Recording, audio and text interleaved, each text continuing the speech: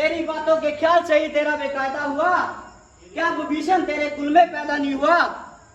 आप अपनी सोचिए, क्या फिक्र मेरे बात की होने वाली है? वही हालत है हजरत आपकी।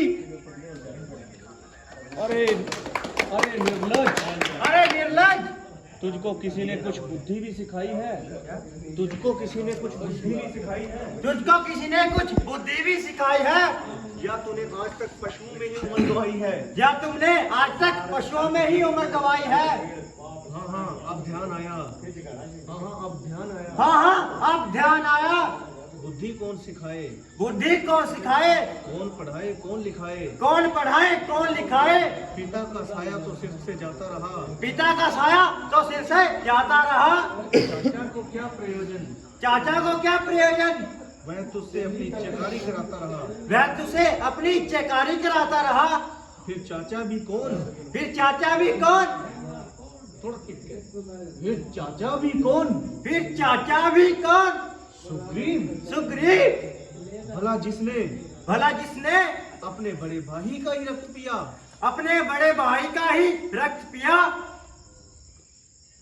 हाँ, उसे तेरे जैसा नालायक, हाँ, उसे तेरे जैसा नालायक मुफ्त का दास मिल गया। मुफ्त का दास मिल गया। खैर मैं तो बदतमीज ही सही, किंतु बुद्धि तो तेरी भी ठिकाने नहीं रही। जो व्यक्ति गंभीर उपयुक्त दूसरों के घर के झगड़े छेड़ रहा है और व्यर्थ में गड्ढे मुर्दे उखेड़ रहा है, जैसा मेरे बाप ने मेरे भाई के साथ किया, उन्होंने तो वैसा फल भोग लिया, पर मेरे लिए तो दोनों का दर्जा एक समान है। औरों के घर के झगड़े रावण न छेड़ तू, तुझ पर क्या पड़ी अपनी नवेड़ तू। मुझको तो तेरा भी अंत वैसे ही लगता है। निसंदेह काल तेरे सिर पे मंडरा रहा है। जिस समय रामचंद्र जी के बाण आपकी लंका पर बरसेंगे तो आप एक एक सांस को तरसेंगे।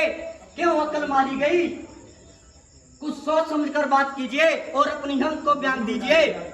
मैं रामचंद्र जी की सेना में मैं रामचंद्र जी की सेना में सबसे निर्बल इंसान हूँ और तेरे अनुसार अभी बिल्कुल नादान हूँ। यदि तेरे को तेरे योद्धाओं की शक्ति पर बड़ा मान है तो मैं श्री राम की ओर से आपके समस्त योद्धाओं को चुनौती देता हूँ कि मैं अपना पैर आपके इस दरबार में जमाता हूँ। यदि कोई योद्धा इस पैर को धरती से उठाएगा तो मैं अपने स्वामी की ओर से यह वचन देता हूँ कि वो अपनी हार मानकर इस लंका से वापिस चले जाएंगे। मुझे शर्त स्वीकार है। मुझे शर्त स्वीकार है।